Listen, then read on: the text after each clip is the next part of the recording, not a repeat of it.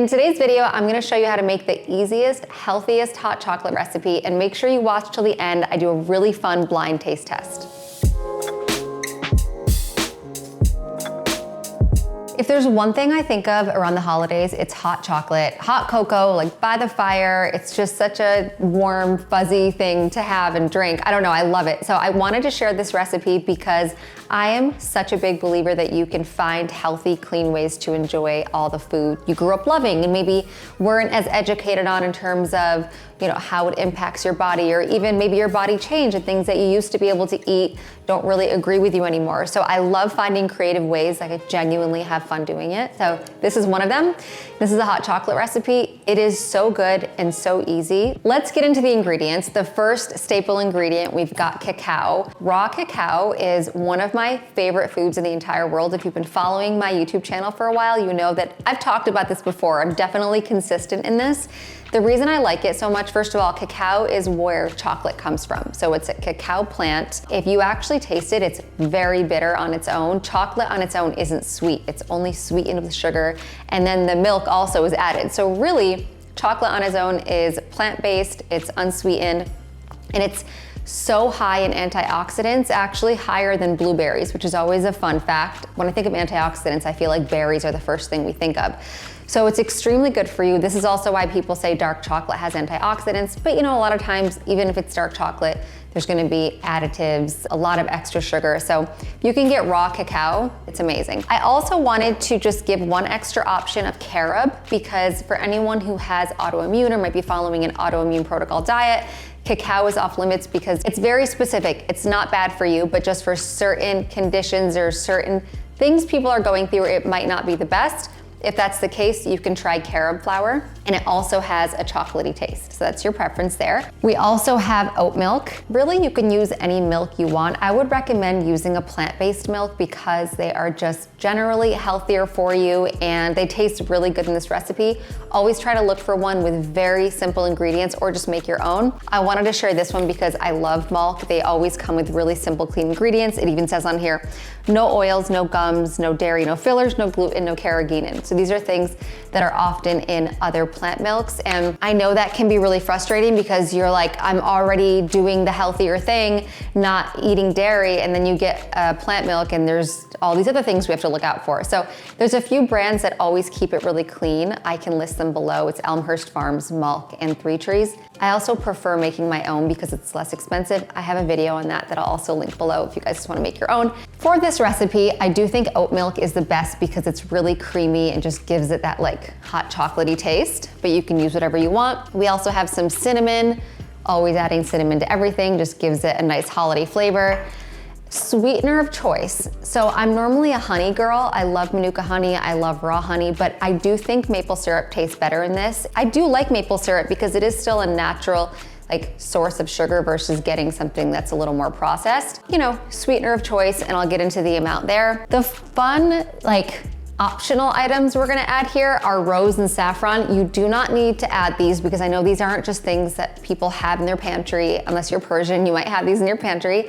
But I was experimenting with adding these in, and it just adds health benefits and a little bit of flavor. So as I'm adding it, I'll go through the health benefits stuff, but this is also just something you can add, and I'm going to link below where you can find these. One thing I like to do with this recipe that I highly recommend is blending it before you heat it up, because if you just try to add these onto the stove, it just ends up clumping and it never really fully dissolves. So this is a really good trick. And we're only gonna heat it a little bit because I know some people are like, are you gonna lose the nutrients if you heat things too much? So we're not gonna do that. 1 tablespoon of cacao powder or carob. And I would say this makes 1 to 2 servings, depending on how much you want and what your appetite is. One thing I wanna say too about the cacao, it's so good for your heart health. So I love in terms of healthy recipes, not only what are we taking away, but what is the additive aspect of it. So this isn't only not bad for you, it's actually good for you. So I feel like it's almost like a double whammy there. I also like using a little magic bullet or just a smaller blender for this. I don't wanna put this in my big Vitamix. I feel like it's just not necessary. This isn't any crazy blending we're doing here. Then you're gonna do a cup of oat milk. So a lot of plant-based milks have gums. So a gum, when you see like a gar gum, xanthan gum, these are things that thicken it and kind of give it a nicer consistency. So it makes sense why food companies, they just want it to taste good. They're not super concerned about our health. It's just about the flavor and taste. So you can find some that don't have gums, but that's what you'll see when you, that's something to look for. If you want to find your own brand, maybe if you're not in the US and you don't have the same brands as us, like just look for something that has no gums. My favorite is when brands have different versions because they have one version without gums and one version with. So they obviously know some people don't like it. And if you have gut health issues, I'd highly recommend avoiding gums. That was like one of the first things I was advised to do when starting my whole SIBO and gut health journey that I'm still on. So I make sure to avoid it. Okay, so then we're doing 1 tablespoon of maple syrup. Another fun one you could try instead of maple syrup could be coconut nectar, which has a really similar consistency and taste. And it has a lot of enzymes. I think it's a little bit better than maple syrup and a little bit lower of a glycemic index. So if you are watching your sugar and you really want this to be sugar-free, I would say either go for a lower glycemic index with the coconut nectar, or you could do stevia or monk fruit and not even have any sugar.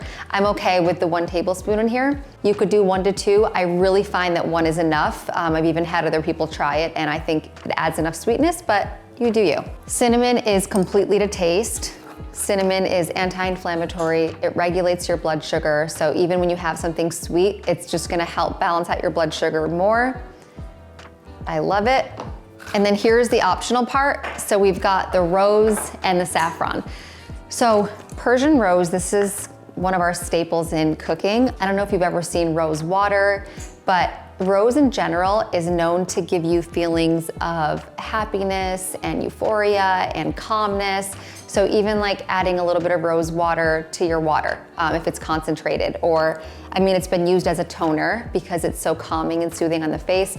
We sometimes just put like 1 in our tea. I've even made tea with just rose and water. I've shared that on my TikTok before. So I just think it gives such a nice taste. You can literally order this online like everything else in the world. You just take the stem off. You might be able to blend the stem, I don't know.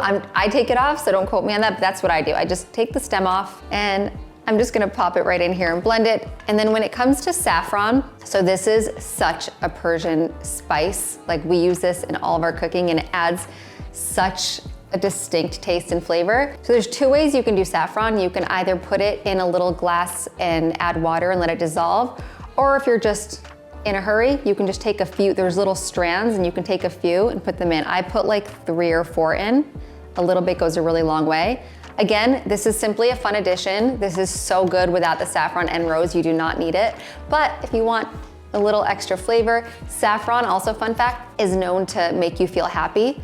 There's this like Persian joke and saying that when you eat saffron, you'll laugh yourself to death because apparently if you have too much, it's poisonous. But if you have just enough, it's not. And it's not gonna be poisonous with 3 strands. I usually put a lot, but it does make you happy. So this is a great recipe for that. Okay, now I'm gonna blend this. I've got my blender back here.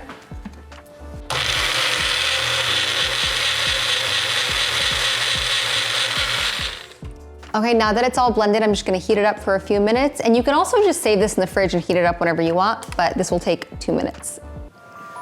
It smells so good. Okay. I'm gonna let this cool down for a minute, but I always love like a little frothed milk on anything. So if you have a frother, I can link some below if you don't have one, but it just makes it, I swear presentation makes things more enjoyable. So you could add in like, you know, if you want your little marshmallows or you want a little bit of frothed milk, I just think it looks more appetizing. Let's give this a little taste.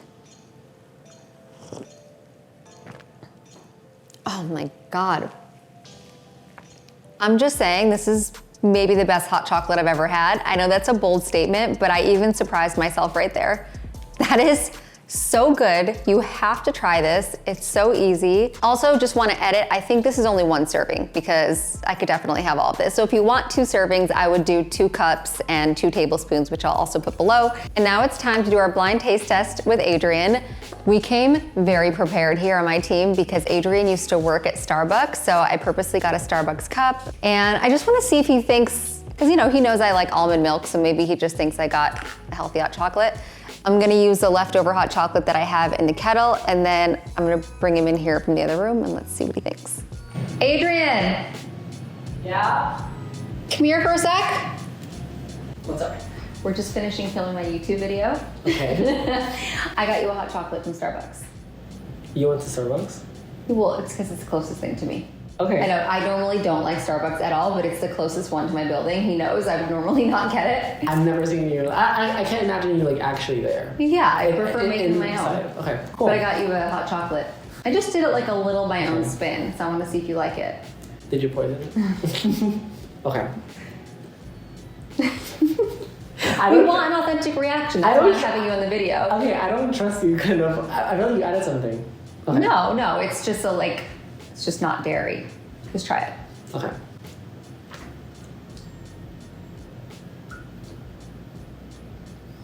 Okay, it's good. It's a hot chocolate. You can. I mean, you work at Starbucks. Do you know what I added or what I did or didn't do? well, I can read the actual stuff. Right. But there's no syrups or anything. I mean, the way we made it was very simple, so I don't think. You guys use like a syrup, right? Like lots of syrups and powders and like. We just use like mocha. Mocha. And I think, mocha and vanilla. Okay. And then we added that, and then yeah. Okay. But this tastes good. I mean, what milk is this? Should we just tell him, Brie? Okay. This is actually not Starbucks. I totally made it myself. This is he didn't even know the video we were filming. Okay. This is. Oh my God, good thing he didn't just look over. You probably weren't even paying attention to all the ingredients are just right here, but I don't know if you noticed. So we I did not see that. Okay. super clean oat milk. We added Persian rose. We've got raw cacao, organic maple syrup, a little saffron, and cinnamon. There's nothing artificial. It's so good for you. And I just wanted to see if you'd like it. Because when you ask people to try something healthier, they already prejudge it. But if you don't tell them that it's healthy before they try it, and then you just... Yeah, well, I did not know what you just said, besides cinnamon. So, yeah. Watch the video for the notes. We'll show you. Okay, well, I have to edit it. Yeah, you gotta edit it anyway, so it's fun. yeah, cool. I mean, you got me, but this is really good. It's really good. Enjoy it.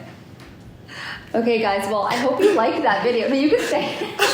I'll let you do your outro. Okay. Okay, well, I hope you guys liked that video. That was obviously a fun little part I added at the end. I think it's kind of fun to incorporate people on my team, and I do want to start doing a few more like sneaky taste tests, because then you can see that things, even when they are healthy, can be really good. So if you have any questions on the recipe or anything else, leave them below. I hope you guys have the best holidays and enjoy this drink on your time off, and I'll see you next time.